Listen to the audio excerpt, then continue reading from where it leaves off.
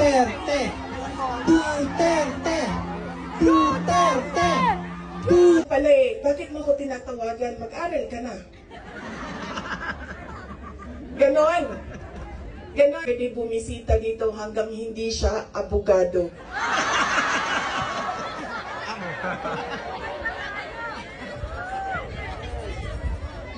Sabi ni Kitty, mga, alam mo yun, mga bagay na shaving cream, Coke Zero, Monggo.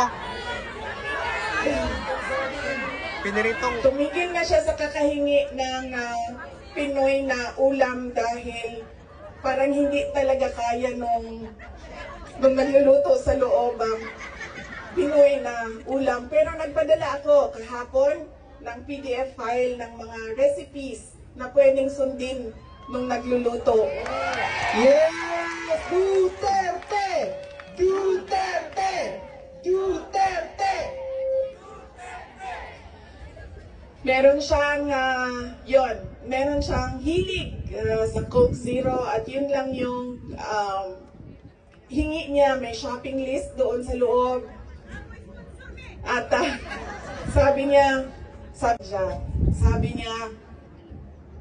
ayoko maglakad sa labas kasi baka didiretso ako sa gate at umalis sa lugar na ito.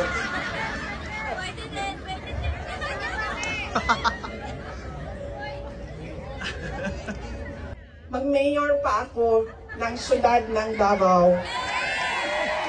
Bring him home! Bring him home! Bring him! Kung kagustuhan mo na umuwi, yan din yung katapusan ng buhay mo. Magiging Ninoy Aquino Jr. ka.